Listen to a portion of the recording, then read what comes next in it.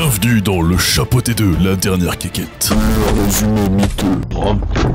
Donc, le film commence en nous présentant notre protagoniste, le Chapaumé, qui est un chat et qui est paumé. Non, c'est une sorte de Zorro mais version chat. En gros, il fait le bien en sauvant les habitants, mais souvent pris pour cible par les malfaiteurs. Logique, c'est le héros. Et en plus, il est très charismatique.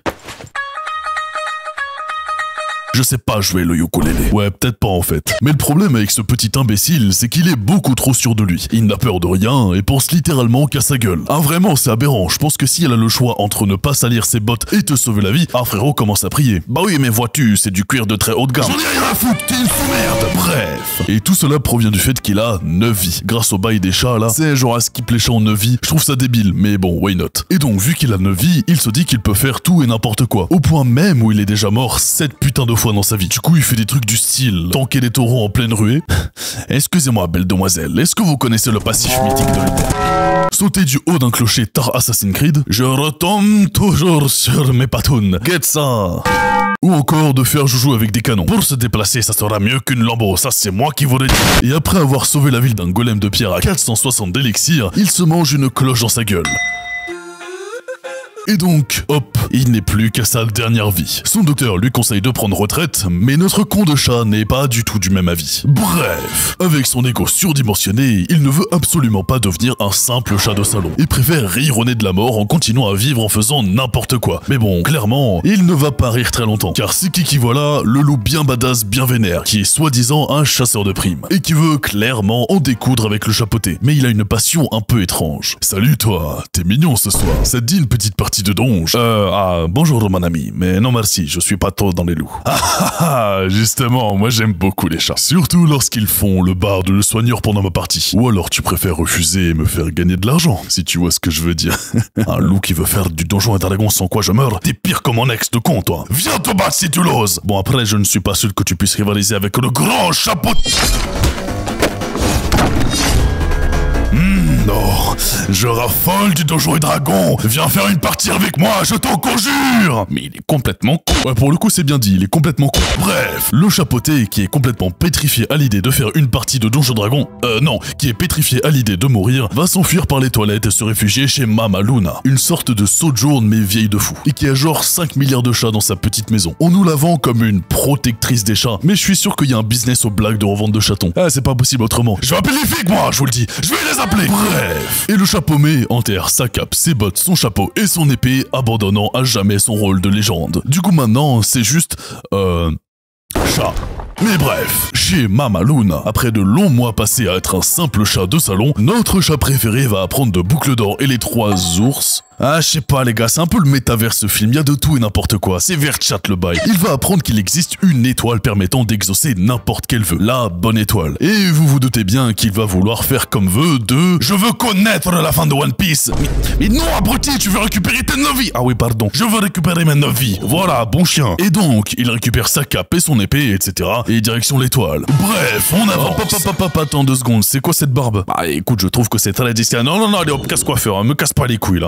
Bref, mais avant d'aller à l'étoile, il faut d'abord récupérer un parchemin permettant d'activer l'étoile. Et ce dernier se trouve chez l'obèse du quartier, Jack Claquette ou je sais pas quel blast de con, un mec bien méchant qui convoite aussi l'étoile. Donc il rentre dans son repère afin de lui voler le parchemin. Mais Choc-Bar, Kitty est ici, et elle convoite également l'étoile. C'est une ancienne amie de Chapeaumé, qui est une voleuse hors pair. Et encore Choc-Bar, Boucle d'Oreille et les 3 pandas sont également ici. Et ils convoitent également... Oui, ok, on a compris, ils convoitent l'étoile également. Allez, on enchaîne là. Ok, my bad. Bref, un combat éclate entre tous les personnages. Mais au final, c'est Chapeaumé et Kitty qui vont réussir à la voler. Avec l'aide de Pirito Kabuto, le chien inutile, un chien déguisé en chat que Paumé a rencontré chez Mama Luna. Bref, tout ça pour dire direction maintenant la forêt noire, qui est l'endroit où se cache l'étoile. Hop, je crois mon gars que t'es pas abonné. Et sache que c'est gratuit et ça soutient la chaîne énormément. Donc fais-le. Avance rapide. Sauf que, toujours problème, le loup est aux trousses de Paumé. Tu n'échapperas pas à une petite partie de Donjons et Dragons, c'est moi qui te le dis. Il a vraiment un problème ce mec. Bref, le trio de Golemon, Chapeaumé, Kitty, Pat Carbo et le chien de con ont une grosse avance et sont en direction de cette fameuse forêt. Mais les autres personnages, l'obèse du quartier et la bande à boucle d'oreilles là, sont également en chemin. Et hop, un petit montage classique des personnages en mode ils se préparent à un défi, voilà, c'est stylé, mais je suis désolé, mais ils ont vraiment des têtes de golemons. Genre, guette le chapeau mais. J'ai chié dans mes bottes, c'est pas très hygiénique. Vas-y, c'est bon, hein, moi je vous dis, j'en peux plus de lui. Vous m'entendez? J'en peux plus de lui. Bref. Au final, ils arrivent devant la forêt noire. Ils rentrent et c'est parti pour les problèmes. À l'intérieur, ils vont tomber sur des choses terribles. Des démons, des atrocités et des... Hein? Mais c'est quoi ces bêtises là? C'est la forêt noire ou la forêt des dragibus? C'est quoi ce film de fils de pute? Ils ouvrent la carte et on a un chemin assez simple. Fleur de con, rivière de con, colline de con, puis étoile de con. Simple et c'est parti. Ah oui d'ailleurs, je ne suis pas sûr que l'étoile soit sans danger. Enfin, faut juste regarder les yeux quand il touche la carte. Oh ouais, c'est mieux qu'Artar ça. Elle fait péter le space parchemin. Attention, j'arrive en orbite. Youhou.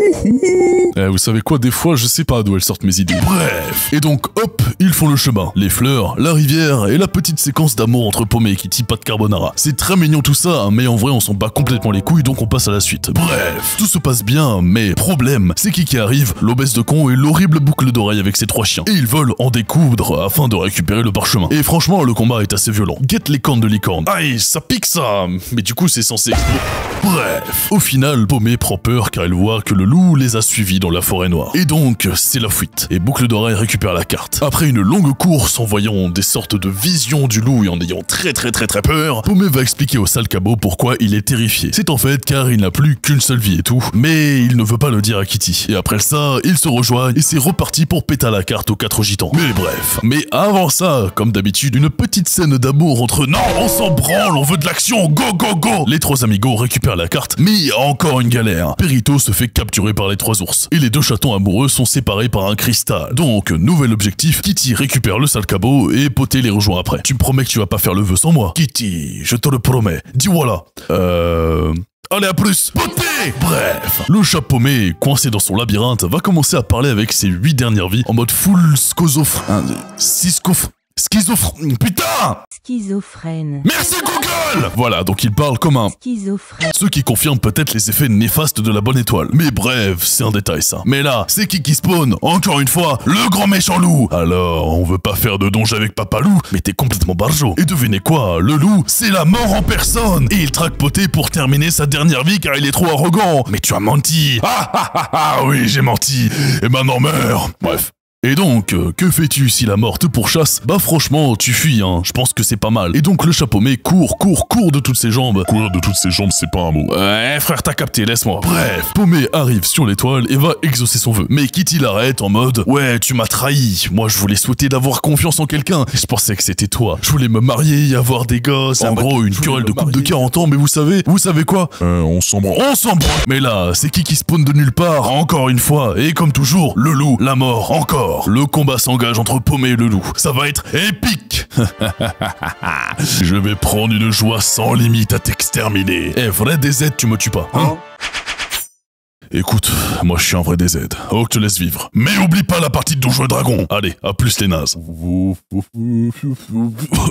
Putain, je sais pas siffler. Tout est bien, qui finit bien, mais non, en fait, l'obèse du quartier est encore là. Et il est énorme. Dites-moi où est le béca le plus proche? Mais comme le conte de David Guetta est gaulois, je crois que c'est pas ça, mais on s'en rapproche, il le défonce. Boucle d'oreille, Kitty et Paumé ont réussi à passer outre le vœu, car ils ont eu ce qu'ils voulaient sans magie. Pour l'une, une famille, pour l'autre, un partenaire de confiance, et pour notre héros, la compréhension que sa dernière vie est unique et importante. Et hop, ça détruit la carte instant. L'étoile se casse en deux et se taille dans l'espace en implosant Jack l'obèse par la même occasion. Mais moi je voulais juste manger des burgers. Parfait. Cette fois-ci, tout est bien, qui finit bien. Boucle d'oreille à sa famille, mais on s'en branle. Kitty, Pat Carbo et le chat paumé sont amoureux, mais on s'en branle. Et Perito, le cabot, a enfin une belle famille avec ses darons, les 2 chatons. Et on s'en... Non, on s'en fout pas. Franchement, c'est mignon de fou, je suis d'accord. Non, je rigole, on s'en branle. Bref, ce film obtient 137 étoiles magiques sur 149 chats orange de con.